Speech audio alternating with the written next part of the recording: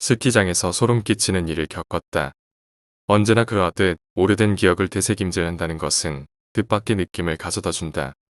옛날의 향취는 늘 냄새가 새롭다. 뭐랄까 눅눅한 골반 같은 냄새와 바닐라, 향기가 같이 묻어나오는 느낌이랄까. 실없이 실실 기어 나오는 웃음과 함께 말이다. 오래되고 캐캐 묵었으나 상당히 기억에 남아있는 것. 마치 옛날 감성이 살아있는 가요의 한 음절처럼 말이다. 구청모의 휘나리같이 한 시대를 풍미했던 음악은 지금 들어도 그때의 느낌이 살아난다. 정말 대단하지 않은가. 옛날 기억을 들춰내는 것도 이런 묘미가 있다. 간혹 좋지 못한 기억의 단편과 감춰두었던 쓰레기 같은 느낌의 기분이 함께 나올 때면 별반 달갑지 않을 때도 있지만 말이다. 1999년 9월 9일 9시 9분 9초라는 우스갯소리를 믿고 회사 동료들과 시계를 바라보며 외치고 있었다. 그의 밀레니엄의 환청을 말이다. 1999년 9월 9일 9시 9분 10초가 되었을 때 우리는 이것이 바로 리얼 현실이라고 생각했다. 그렇게 밀레니엄은 제아의 종소리를 끝으로 함구무원해버리고 눈을 뜨니 새해였다. 2000년은 우리에게 뭔가 각별한 느낌으로 다가왔다. 대격변, 대반전의 2000년 시대가 도래한 것이다. 이 시대는 바늘이 전봇대가 되고 전봇대가 바늘이 되는 시대인 것이다. 나는 그렇게 2000년대를 맞이하며 내 인생을 예견했다. 아주 큰 변화의 물결이 있을 것이라는 느낌이었다. 비약적인 발전이 있는 반면 비약적인 후퇴도 있을. 여튼 그것이 우리를 두고 예견한 말일 것인 줄 당신은 몰랐지만 말이다. 우리 회사는 승승장구를 거듭하게 되고 이제 거물급 단체들과도 친분을 쌓는 그런 현실 하에 온 것이다. 동네 구멍가게로 출발해서 이젠 한 은행의 장과 자웅을 논할 수 있는 권력을 얻었으니 말이다. 아시다시피 이때쯤 우리는 시행사 업무를 시작한 이래 몇 번의 성공을 이루어 돈이 뭔지, 돈 냄새가 어떤 건지 슬슬 맛을 알아가던 시기였다. 건축 시공족이라 액수가 어느 정도인지는 자세히 말 안 해도 짐작들 하시리라. 이 맛 때문에 시행사를 하지만 이것도 양날의 검이라 한쪽을 포기하면 다른 한쪽에게 꼭 베이게 된다. 베지 않으려면 검을 놓는 수밖에 없다. 검사가 검을 놓거나 군인이 총을 놓는다면 더 이상 검사도 군인도 아니게 된다. 그것이 정말 무서운 거다. 더 무서운 것은 검을 휘두를 때와 총을 쏘았을 때다. 살을 가르고 뼈를 바르는 검맛과 총탄이 명중했을 때의 그 쾌감은 개인은 고통을 감내할 만큼 유혹적이기에. 여튼 우리는 그때 상승곡선을 달리고 있을 때고 몇 번의 성공을 빽삼아 천둥벌거숭이처럼 겁없이 대놓고 들이대는 시절이었다. 그 중추에서 발가벗고 미친 놈처럼 춤춰대던 두 마리의 광견들이 있었으니 그 두 분이 사장놈과 본인이다. 사장놈이 재료 쭉 모아오면 내가 뒤에 있다가 본격적인 요리를 하는 구조였다. 사장놈이 사업 건수를 물어놓고 구성인원 만들고 빠져주면 내가 사람 구슬리고 또 접대하고 이딴 식으로 겁대가리 없이 퍼마시고 흥청망청인 시국이었다. 그것이 내 돈이냐? 아니지. 다 빚더미인데. 그걸 내 돈같이 마냥 쓰는 거라 지금 생각하면 지랄 발광하는 것임을 그때는 왜 몰랐는지. 하늘이 원통하네. 진작 깨우쳐주시. 주지웅님이란 정말 남정네로서는 거부할 수 없는 꿀단지였다. 그리고 그 권력이란 것이 정말 인생을 포기할 만큼 매력적이면서도 무서운 것이다. 그 맛을 조금이라도 맡게 되면 스스럼 없이 이렇게 말하리라. 내 인생을 이놈에게 걸어놓고 베팅해도 감지덕지 할 거라고. 그 권력의 기본 틀은 물론 돈으로 만들겠지만 말이다. 권력에 내 몸이 스며드는 순간 가장 먼저 나타나는 증상이 뭔지 아시는가? 사람들. 바로 일반 사람들과 격하게 선이 그어지는 것이다. 거리를 오가는 일반 사람들은 격하게 평민 이하의 수준으로 보이게 되며 나와는 격이 다른 감히 말을 섞는 것조차 귀찮다는 느낌까지 갈 정도가 돼버린다. 중진이지. BM7 시리즈 억짜리 차 끌면서 동네 구멍가게에서 물건을 사지 못한다. 아니 살 맘도 없고 돈으로 처바른 때는 힘이 있을 때는 절대 주의를 넉넉히 보지를 못한다. 왠지 아시는가? 뇌 불안하기 때문이다. 눈을 돌리면 언제든 한순간에 겁나게 쌓아놓은 것들이 무너져버리기 때문이다. 정확히 그때는 정말 이렇게 되기 전초전의 시기였다. 두 번의 큰 성공으로 우리는 솔직히 돈맛을 알았고 그 느낌이 미치도록 좋았고 그 유혹을 처음 접했기에 감히 인생을 베팅해도 후회하지 않을 것 같았다. 시행사로서 말 그대로 시행을 하기 위해서는 보유자금 이외의 일정 아니 상당 부분의 자원을 지원받아 건물을 올리게 된다. 그 돈이란 게 보통 시행사에서 말하는 PF 자금이다. 파이낸셜 자금. 뭐 지금이야 생각하기도 싫다마는 이런 돈이 있다는 것만 알아두고 몇 번의 사업 성공으로 당연히 은행권과 엮일 수밖에 없고 이들에게 우리는 봉이나 마찬가지였다. 물론 은행권에서도 헛짓거리 하도 많이 하는 시행사 때문에 파이낸셜 자금은 절대 쉽게 안 푼다. 어렵게 아주 어렵게 썰을 푼다. 물론 전공법에 한해서고 여기는 대한민국이지 않은가. 연줄 즉 100이 있다면 10가지 해야 할 일도 서너 가지만 그것도 흉내만 내주면 동일한 결과를 얻을 수 있다라는 아주 좋은 환경의 나라이기 때문이다. 물론 우리도 그런 혜택을 안이 받지 않을 수 없지 아니한가. 은행 쪽에서도 그 모험에 대한 결과의 달콤한 꿀은 절대 놓칠 수 없는 암묵적으로 공인된 마약과도 같은 것이다. 우리와 몇 번 공동작업으로 그 당불의 묘미를 직접 피부로 느끼고 격하게 열심히 같이 핫하지 않았던가. 모은행의 자금팀과 우리는 몇 건의 성공 신화를 써버려 모든 아우러들의 귀감이 되고 타의 모범이 되어 각설하고 2000년 새 시대를 맞이하여 새롭게 좀 더 발악해보고자 하는 취지에서 그랬는지 몰라도 지금도 왜 그런 게 나왔는지 의문이다. 은행 윗선에서 멋진 포상휴가가 나왔다. 모은행권의 PF 운영자금팀과 울 회사팀 간의 단합대 애겸 특별 포상휴가.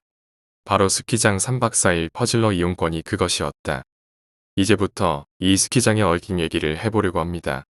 사장놈이 그 소식을 전해왔을 때도 다들 시큰둥했습니다. 솔까말 우리 쪽에서는 별로 반기지 않았습니다. 스키장 좋아하는 사람도 없고 우리 팀은 100% 남정네만 있었습니다. 다들 시큰둥하는 반응인 것도 당연했죠. 뭔 스키장이야?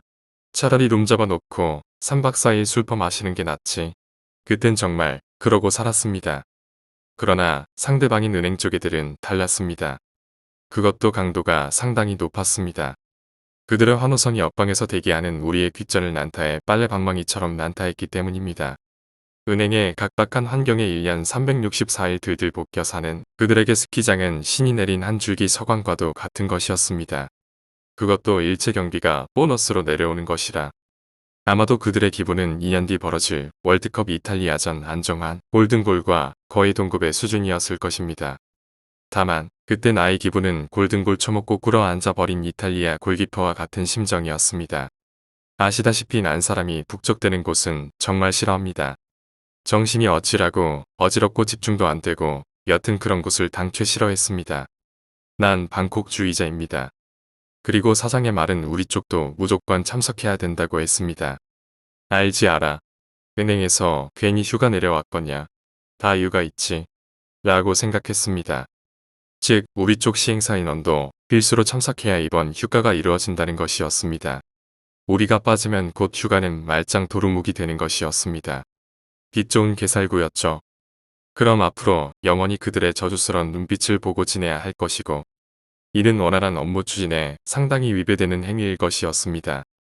이런 상황을 빼도 박고 못한다라고 하는 것이죠. 신은 늘 공평합니다. 그래서 하늘에서 한 줄기 서광과 함께 동아줄을 내려보내 주십니다. 아주 실하고 붉은 동아줄입니다. 이걸 잡고 올라가야지 그것은 인원이 제한된 것입니다. 다 갈 수 없고 양팀에서 지원자 몇 명씩만 간다는 것입니다. 사장은 일단 가고 싶은 사람 월요일까지 이야기해달라고 했습니다. 오늘은 토요일. 즉 이틀 생각할 시간을 주겠다 이건데 나야 생각하고 자시고 할 필요 없이 안 간다의 올인이었죠. 귀찮은 거 왜 가냐 한두 명도 아니고 무슨 고딩 수학 여행 가는 것도 아니고 우르르 몰려서 그딴 것에 왜 가냐. 더욱이 더 좋은 것은 안 가는 사람은 집에서 배 깔고 자야지라고 생각했습니다. 이 얼마나 좋은가. 3박 4일 동안 퍼즐러 잠만 자야겠다고 다짐했습니다. 기분이 좋아서 토요일 내내 휘파람만 불어댔습니다. 일요일날 친구들 불러서 내기 당구 치고 그 돈으로 또 새벽까지 술 퍼마시고 비몽사몽간에 회사 출근해서 오전 내내 꾸벅꾸벅 졸고 있었습니다. 거진 점심이 다 돼갈 때쯤이었지. 문호본부 팀장님 사장님이 잠시 와보시라 하네요. 800회를 하고 꿀잠을 헤매던 나에게 나이트메어의 프레디 같은 녀석이 나를 흔들어 깨웠습니다. 아씨 뭐야 죽을래? 그때 당시 나는 게 훅가시를 다 잡고 돌아댕기던 때였습니다. 그게 아니고 사장님이 찾으세요. 알았어. 가면 될 거 아니야. 졸 만나게 자는데 짜증나게. 후털거리며 사장실로 들어갔습니다. 내 몰골을 아래 위로 훑어보더니 뒷전으로 아이유의 잔소리 같은 아니. 그 옆에 스롱 이놈 같은 쇳소리를 마구 날려주시는 사장놈이 보였습니다. 상당히 긴 욕짓거리를 내뱉었으니 간단히 정리해서 이거였습니다. 니마, 여기 님 안방이야. 영원히 듣고 싶은 거야.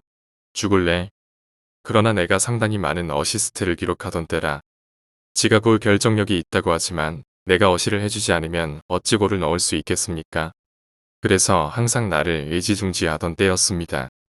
내 인생에 그런 때도 있었던 것이었습니다. 좀 작작 처마시라. 그래. 해장국이라도 먹을래? 장국 거 좋지. 날도 추운데 얼큰하게 한 그릇 먹자. 웬일로 사장님이 해장국을 위장에 밀어 넣어 주신다나 싶었지만 그때까지 토요일날 신나게 혼자 매달렸던 동아줄이 섞은 동아줄임을 알지 못했습니다. 허연 수증기가 뿌이뿌이 올라오는 돼지국밥에 뻘건 양념을 숟가락으로 푹 떠서 풀풀 풀어주면 뿌얀 국물이 먹음직스럽게 불그락하게 변해 부거운 새색시 볼때구처럼 이쁘게 됩니다. 여기에 공깃밥 뒤집어 까놓고 잠깐 숟가락으로 깨작깨작 떠넣는 행위는 국밥에 대한 모독입니다. 그저 한 손으로 공깃밥 척 접고 통째로 들고 뒤집어 까넣어 주셔야 국밥의 진미를 아는 진정한 국밥맨입니다. 고소한 수육 한 접시와 함께 단 김치 한 줄이면 1년 364일 이런 점심상 맨날 받고 싶을 겁니다. 술도 알코올은 개뿔 머리에 송글송글 알코올이 맺히면서 술이 절로 흡돼버립니다. 이것이 되지. 국밥의 위력이지. 너는 빠지면 안 돼. 시발 너무 놀라서 수육하고 혓바닥하고 같이 씹었습니다. 처음에 이게 수육인지 내어인지 살짝 분간을 못하고 이따가 급속히 밀려오는 공포의 고통에 쓰나미. 솔직히 역 깨물고 자살하면 어떤 느낌인지 그때 알았습니다. 순간 눈물 쭉 뽑으면서 뱉었는데 뭔가 쑥 쏟아졌습니다. 난 내 혀인가 의심했는데 다행히 한 번 씹힌 수육덩어리였죠. 얼마나 아프던지 눈물이 글썽글썽 고일 정도였죠. 아이쿠, 그렇게 가고 싶었냐? 눈물이 날 정도로. 진작에 말하지. 만약에 안 데리고 갔으면 진짜 혀 깨물고 자살이라도 했겠다. 물론 사장남은 귀찮은 거 싫어하는 나의 성격을 지독히도 잘 알기 때문에 절대 가지 않을 거란 걸 알고 있었을 것입니다. 해장국 사탕 발림 할 때부터 알았어야 했는데 원인은 그쪽 소장 때문이었습니다. 은행 자금팀 전 소장은 40대 후반이었고 장점 사람이 아주 좋은 고 부하 직원 너무 잘 챙기는 것이었죠. 단점은 본인을 너무 좋아하는 것. 개인적으로 집에 초대받아서 같이 밥을 먹은 적이 2번이나 있었습니다. 사장도 아니고 나를 초대해서 사장놈이 삐져서 이틀 동안 말도 안 걸었던 게 생각납니다. 그런 전 소장님 말. 이번에 보노보노 팀장도 가는 거죠. 그분은 꼭 가야 합니다. 예, 물론이죠. 제가 책임지고 데려갈 겁니다. 요런 요상한 대화 2마디에 내가 매달린 동아줄이 썩은 동아줄이 돼버린 것입니다. 황금 같은 꿀 휴가 3박 4일이 금세 지옥으로 변해버린 것이죠. 유치원 가기 싫다고 개생 때 쓰는 7살배기에도 아니고 국밥 엎어버리고 사장 면상에다 에라이 똥덩어리 같은 놈이라고 거감히 외쳐주지도 못하는 실정이라 혀바닥에 고통이 아련하게 깊숙이 쓸고 가는 것이 이것이 바로 현실이구나 직시하자 싶었습니다. 이렇게 해서 스키장 이야기에 제가 등장하게 되었죠. 당시 1월 말에서 2월 초라 스키장도 거의 끝물이었던 것으로 기억합니다. 일주일 내내 몽롱하게 멍하게 지냈습니다. 우리 팀 원중 몇 명이 업무차 파이낸셜 팀 한쪽 사무실을 이용하고 있었기 때문에 들락날락하면서 그 일주일 동안 그들이 얼마나 들떠하고 있었는지 두 눈으로 여실히 목격하고 있었더랬죠. 그리고 또 한 가지 그나마 반가운 사실은 전 소장님이 격리 여직원 3명을 스키장 멤버에 포함시켰다는 것입니다. 왕건이가 왔구나. 유일한 위안거리였죠. 더군다나 저쪽은 다 유부남이었습니다. 그리고 다음날 날짜 나왔는데 그거 보고 우리 회사 사람들은 투덜거렸습니다. 스키장 3박 4일 일정인데 금토일 우와. 이게 휴가냐? 휴일 반납이지. 스키장 출발 전 인원 보고. 자금 업무팀. 전 소장님 일명 전대빵. 박 과장 30대. 키는 좀 큰데 너무 말랐어. 일명 멸치 과장이라고 불림.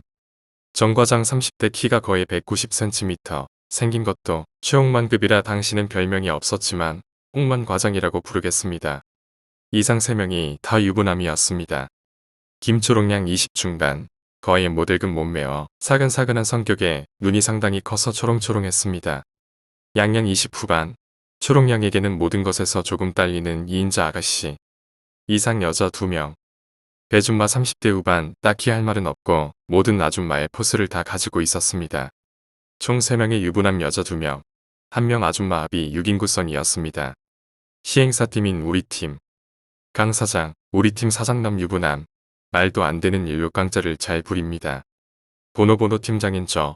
본인 주장 오리지널 수총각이라고 합니다. 박동 과장, 유부남 본인과 동갑. 한등발 하는 거구로 겁이 많았습니다. 전pen질 대리, 일반 총각. 물막내로 본인의 의사 무시하고 심부름꾼으로 끌려가게 됐습니다. 총 유부남 2명, 2명 총각, 4인 구성. 토탈 10인입니다. 그렇게 해서 시간이 흐르고 내일 출발하는 날이었습니다. 3박 4일이니 팬티 2장, 양말 2개 이게 내 준비물이고 푹실한 오리털 잠바 왼쪽에 팬티 2개 넣고 오른쪽 주머니에 양말 2개 넣고 자크 올려서 잘 잠그고 손으로 쫙 펴서 표시 안 나게 만들면 짐 싸기는 끝입니다. 가방은 손에 들거나 메거나 귀찮았습니다. 칫솔, 면도기, 가서 헤딩하면 다 나옵니다. 아니면 전pen질 입가 빼서 쓰면 됐죠. 솔직히 팬티하고 양말은 빼서 입기가 좀 그래서 이것만 챙긴 것이었죠. 그리고 우리 팀은 사장 제외하고는 머리털 나고 첨가는 스키장이었습니다. 솔직히 설레임이 1도 없었습니다. 사람 많고 북적대는데 스키는 뭐라도 타는지. 작대기를 발에 2개 붙이고 눈 위에서 미끄러지는 게 재밌나 싶었죠. 솔직히 콘도에 처박혀서 잠자거나 맥주 가거나 할 예정이었습니다.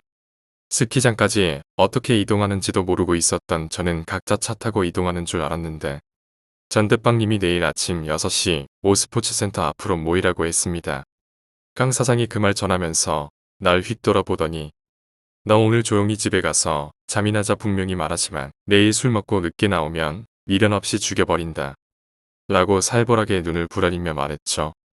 조금 찔리기는 하지만 내가 그 말을 고지 곧대로 듣고 있을 거라고 생각하니 당시 저는 상당히 술을 많이 마셨던 관계로 하루라도 술을 마시지 않으면 소화가 안 된다, 잠이 안 온다 상태까지 갔었죠. 술을 아무리 못 마셔도 거의 매일 조금씩 마시면 중독되고 양도 늘어나고 그래서 나중에 주신이 된다를 몸소 경험 중이었죠. 술은 마시면 느는 겁니다. 못 마시는 게 아니고 안 마셔서 안 는 거다. 물론 이성을 가진 사람이므로 과하지는 않게 아주 기분 좋을 정도까지만 지킵니다. 한 소주 4병 정도면 알싸하고 10병 이상 넘어가면 좀 마신다 했고 한 2, 3년 거의 매일 술 펐다고 보시면 됩니다. 앞으로 시간 가면 더 퍼겠지만 말이죠. 물론 체질상 우리 집안이 술에 엄청 강했기에 제가 버틸 수 있었죠. 체질상 술에 거의 취하지 않는 오묘한 신체를 물려받았죠. 도대체 네 뱃속으로 들어간 알코올은 어디 가는 거요? 증발하냐? 물어볼 정도였죠. 그날도 그냥 반주 삼아 간단하게 먹고 정말 들어가서 꼭 자야지 하고 마음먹고 있었죠. 아니면 정말 내일 강 사장한테 칼침 맞을 수도 있었거든요. 강 사장 유도 2단에 공수도 2단, 검도 2단 합이 6단입니다. 운동을 너무 좋아해서 취미로 그렇게 배웠답니다. 물론 단증을 본 적은 없지만 지가 저렇게 떠들고 다니니 그런갑다 하고 있었죠. 여튼 그날 고이 저녁이나 먹고 들어가자 했죠. 그날따라 술이 아니고 이거 뭐 완전 꿀물이네요. 그날따라 술이 너무 잘 받아서 주거니 받거니 하다 보니 거의 비틀비틀 수준까지 마셨죠. 어찌해서 택시 잡아 타고 집에 와서 침대에 몸을 던져놓고 보니 걱정이 확 밀려옵다. 정말 이러다 내일 늦어버리면 이건 명야. 그 이상으로 큰 실수하는 겁니다. 명색이 공과 사는 정확히 구분해야 하죠. 당연하지만 역시 믿을 수 있는 건 울 못 친 분이었습니다. 당시 12시 정도였던 것으로 기억하는데 잠자는 모친 발로 차서 깨우고는 내일 아침 5시에 나 안 깨우면 모자지간의 정을 끊겠다. 내 인생 망하게 하지 말라고 자지 말고 버티고 있다가 5시에 나 깨우고 정상적으로 회사 나가는 거 보고 다시 자라고 얘기했죠. 귀몽사몽의 모친 이마가 물에 적신 수건으로 신나게 팬다는 감촉을 받고 깼죠. 물에 푹 적신 수건이 얼마나 아픈지 아시죠? 그걸로 사정없이 내리치고 있더라는. 그것도 이 추운데 온수에 적신 수건도 아니고 냉수에 그대로 푹 담궜다가 바로 건져낸 것으로 말이죠. 꼭 짜지도 않고 그대로 계면상을 냅다 후려 갈겼습니다. 그냥 후딱 일어나서 보니 모친님의 예사롭지 않은 눈빛이 너무 살벌하더군요. 덕분에 얼굴 세면이 자동으로 됐더군요. 그래서 마르수건으로 쓱쓱 한번 닦고 바로 나왔습니다. 그때 청바지 하나에 오리털 파커 걸치고 나서는데 차가운 겨울바람이 얼굴을 내렸습니다. 이때는 담배 하나 썰 뿜어줘서 맞대응을 했습니다. 술이 가득한 위장, 담배 연기 가득한 내 폐에 자야 하는 짓이죠. 담배 한 대 피면서 큰 길가로 쫄쫄 걸어나가 택시 잡아 탔습니다. 아저씨, 스포츠센터 앞이요. 시계를 보니 5시 26분이었습니다. 너무 일찍 나온 것 같았지만 택시에 내려보니 웬 사람이 북적대기는 합디다. 그런데 죄다 아주머니들과 아저씨들 거긴 20여 명 정도로 보이네요. 제가 아는 사람은 한 명도 안 보입니다. 추웠지만 스포츠센터는 문도 안 열어 들어갈 데도 없고 그냥 주머니에 두 손 푹 꽂고 오돌오돌거리며 발을 굴리고 있는데 전화벨이 울렸습니다.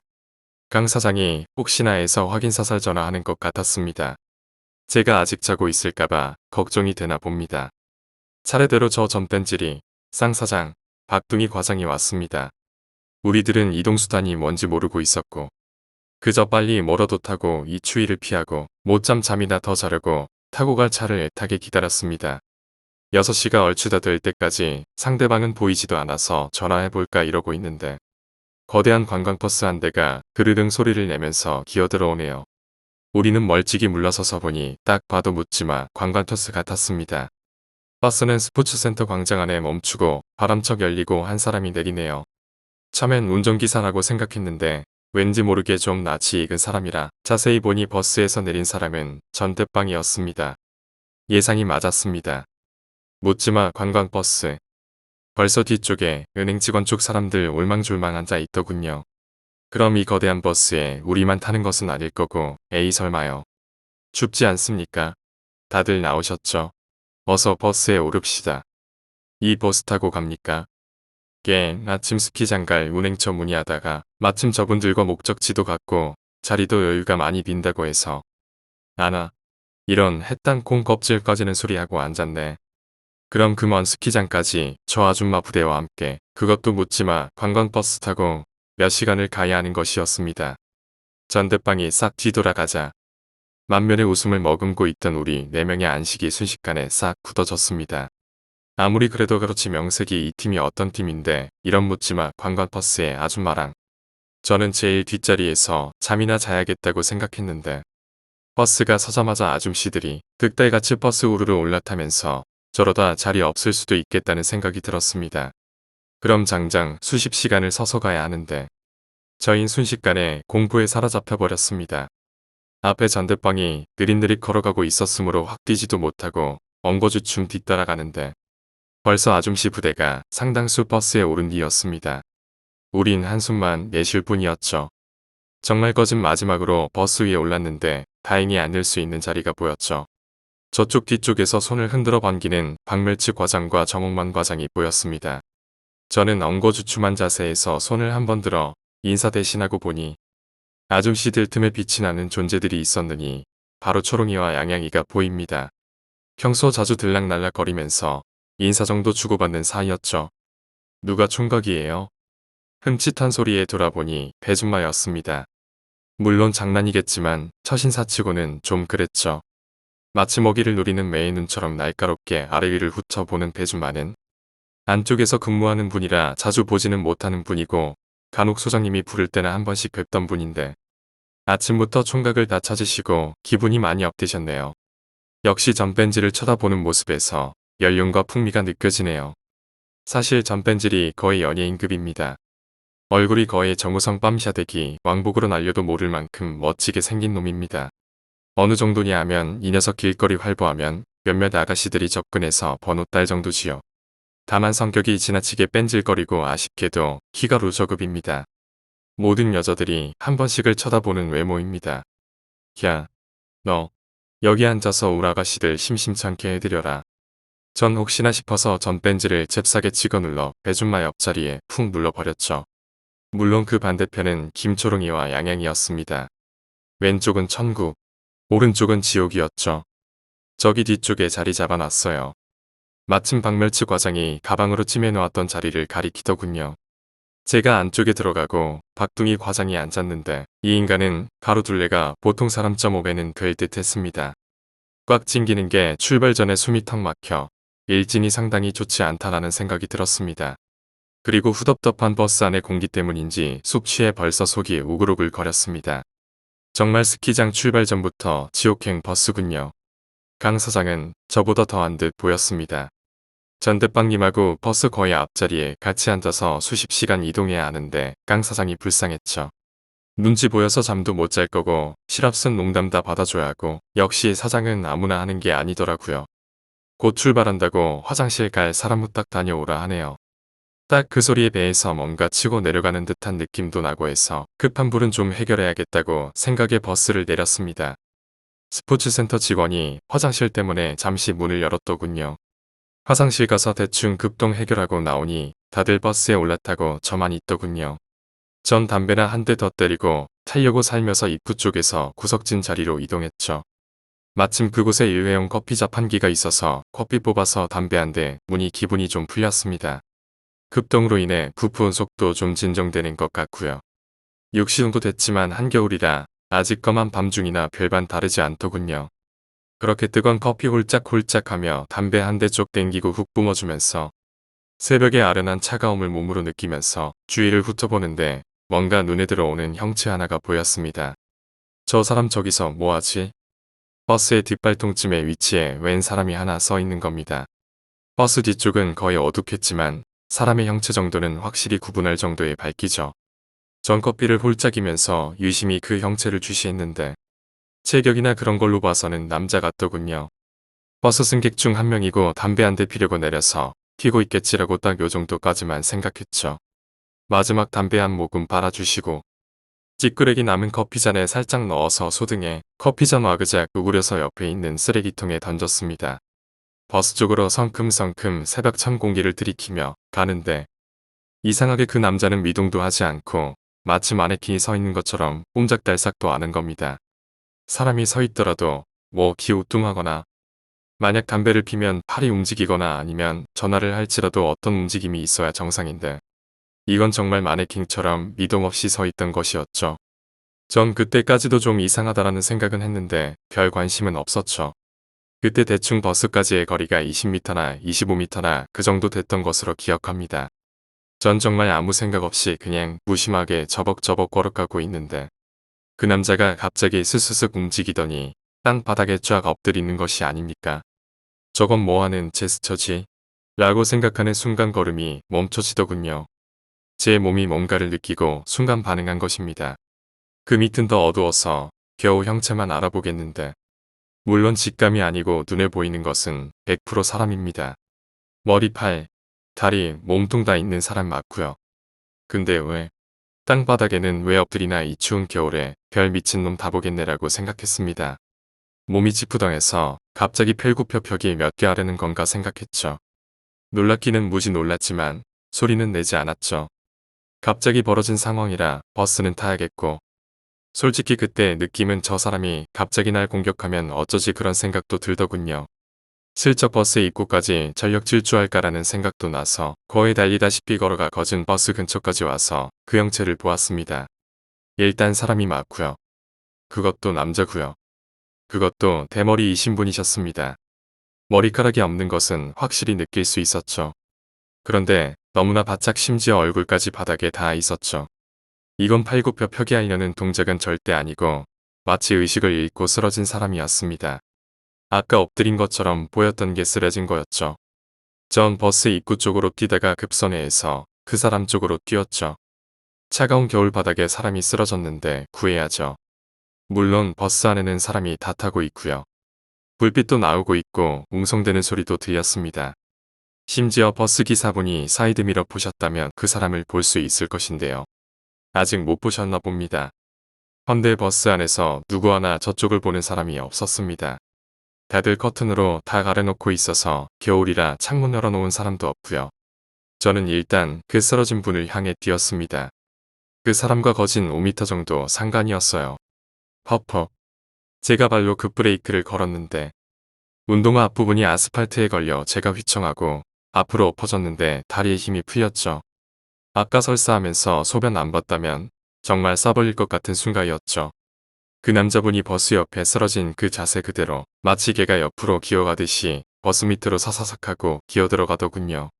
더욱이 얼굴을 안 들고 아스팔트에 얼굴을 질질 끌면서 그것도 너무 순식간에 버스 밑으로 쓱 들어갔습니다.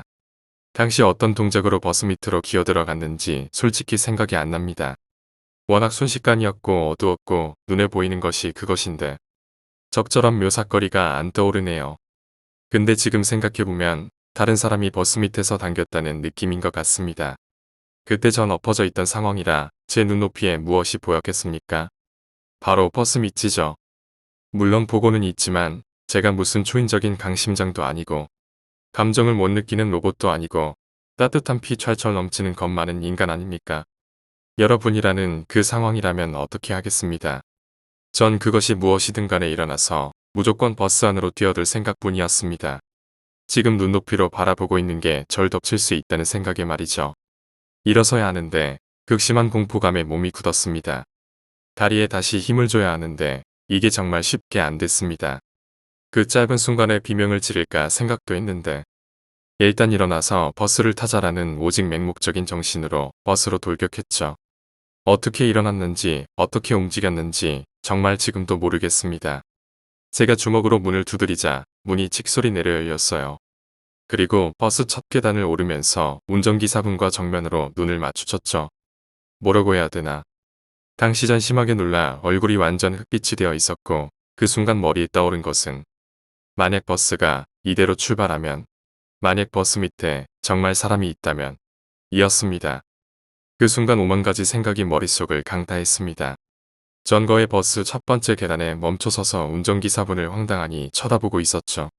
그런 저를 기사분이 더 황당하단 듯이 쳐다보며 악몽의 버스가 출발했습니다.